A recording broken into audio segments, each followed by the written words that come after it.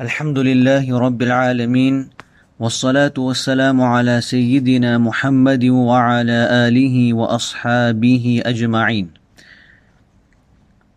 Respected mothers and sisters, Assalamu alaikum wa rahmatullahi wa barakatuh. It is indeed a favor and a blessing from Allah subhanahu wa ta'ala that Allah subhanahu wa ta'ala has afforded us the opportunity of witnessing and benefiting from this blessed month of Ramadan.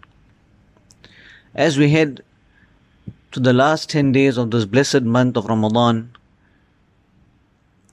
there is a saying of Ibn al-Qayyim rahimahullah where he explains and he gives the analogy of an Arabian racehorse, that when that racehorse reaches the finish line, that racehorse now exerts itself to a greater extent. Why? Because it is reaching the pinnacle of that race, the end of the race, the climax of that race.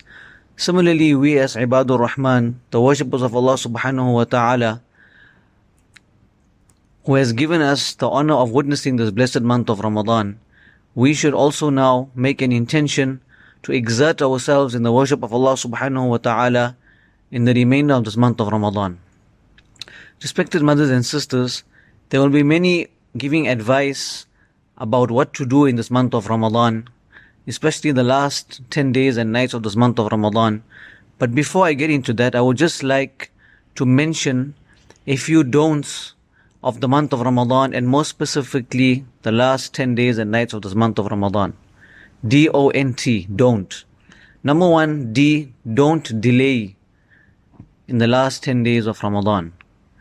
When Allah subhanahu wa ta'ala inspires us, or when we are inspired to do something, we are motivated to do some good, let us not delay, because this is our nafs that will make us do so. When we intend to read Qur'an, to make some adhkar, to do anything for the sake of Allah subhanahu wa ta'ala, don't delay.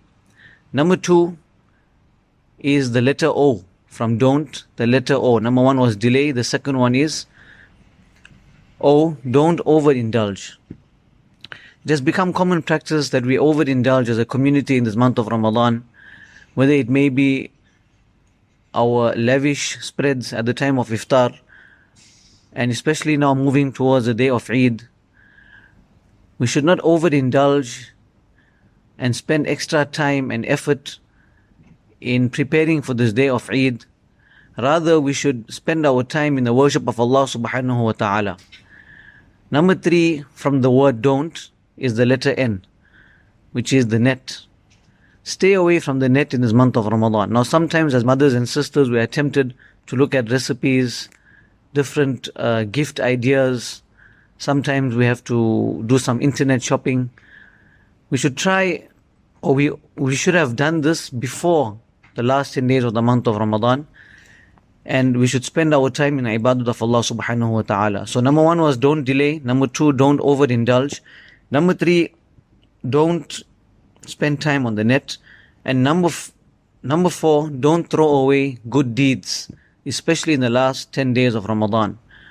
What does it mean by throwing away our good deeds, which is referred to as habtul a'mal, where we do good, most of the time we are involved in good, but we do certain actions which make our a'mal worthless. For example, backbiting, indulging in certain actions which cause our good deeds to be turned into bad deeds or to be transferred to others.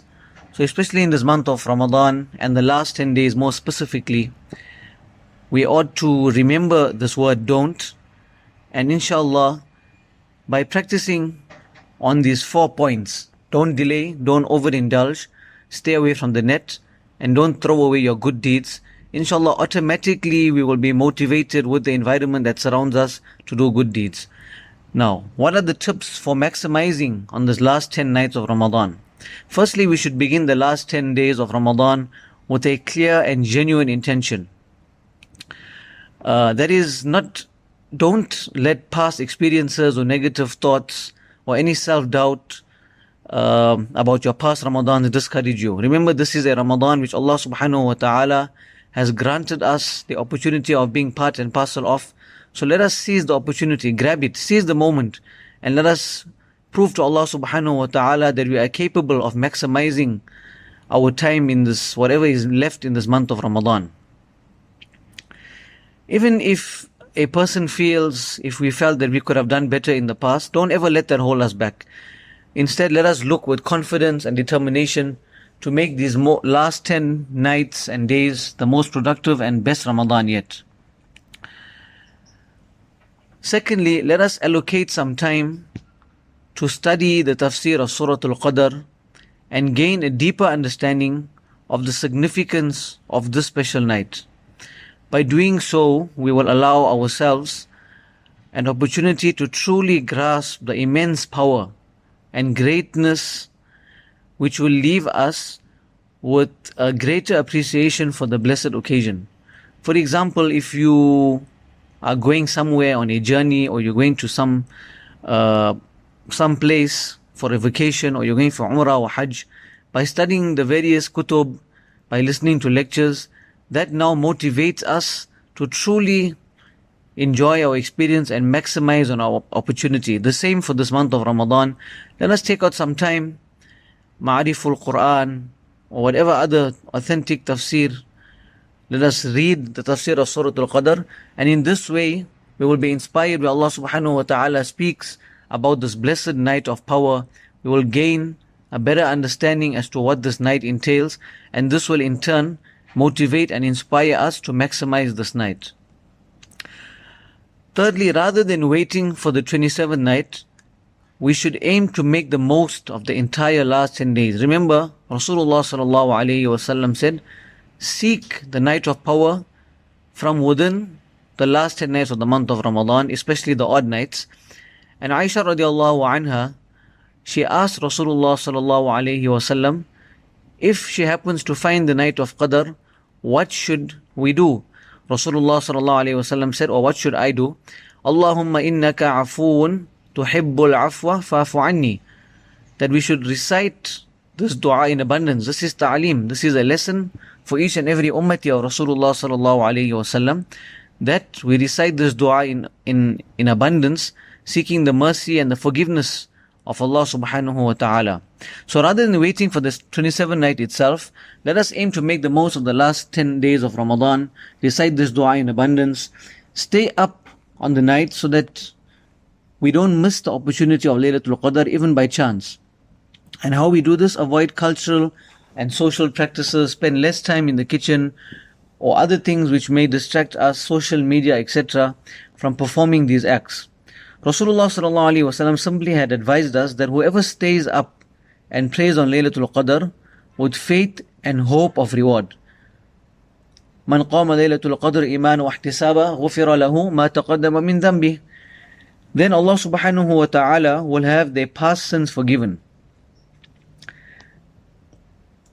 And by reciting this dua, Allahumma innaka afoon tuhibbul afwa fa'fu anni, this will serve as a constant reminder of Allah subhanahu wa ta'ala's infinite mercy and forgiveness. Fourthly, in preparation for these nights, we should create a personal list of du'as for these nights and consider this a once in a lifetime opportunity to appeal to Allah subhanahu wa ta'ala, beg of Allah subhanahu wa ta'ala, who is the most merciful, and be mindful and deliberate in selecting our most essential needs and desires for our life, our iman, our near and dear ones, our akhirah. Remember, by making this list of du'as, of supplications to Allah subhanahu wa ta'ala, it is mental preparation for us to turn to Allah subhanahu wa ta'ala. We are going in with a clear mind, well prepared to ask of Allah subhanahu wa ta'ala. And at the same time, remember our Muslim brothers and sisters who are suffering throughout the world. Fifthly, the physical aspect, try to grab some quick naps during the day, if possible. Also keep the stomach light, try to sleep. If possible, try and sleep after the Isha prayer for a little while. And after a short nap, freshen up and prepare for the ibadah of Allah subhanahu wa ta'ala.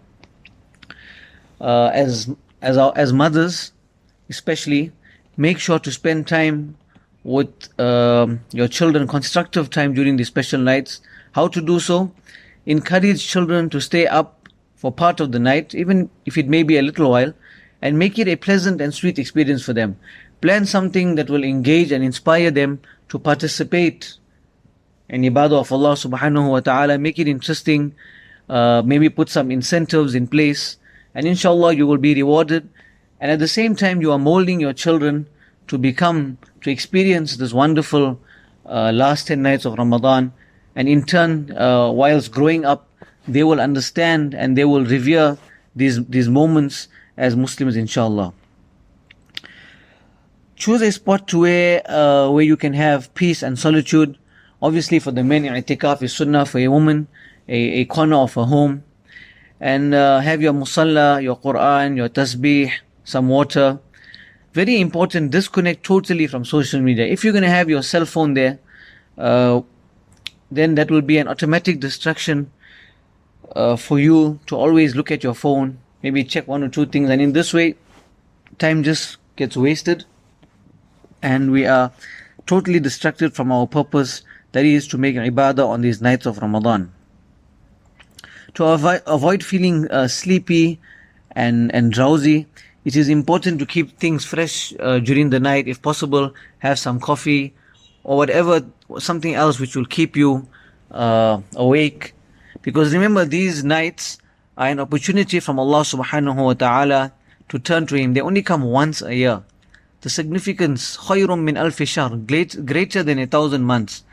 So respected mothers and sisters, for the men, it is much easier for them to be motivated and to keep up that intensity in these nights of Ramadan because they are in the masajid. But sometimes today Allah subhanahu wa ta'ala had made it easier for us with technology, that we can listen on the receiver on various media platforms. We can listen to the live programs which are happening. Sometimes listening to these lectures and programs will also inspire us to do our own ibadah. We can listen to the various talks of Deen, and this will inspire us as well to continue with ibadah throughout the night. And very importantly, perseverance is the key to our success in these nights. The last 10 days of Ramadan can be very challenging, especially for our sisters. You have the Eid coming up. You still have your daily household chores, your iftar, your suhoor, your responsibilities for your children. However, this is the time to cash in and endure all hardships and remain steadfast and have hope in the mercy of Allah subhanahu wa ta'ala.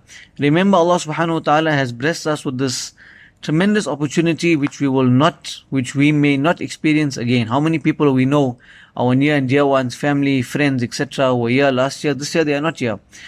And very importantly, furthermore, it is extremely crucial to have good expectations from Allah subhanahu wa ta'ala.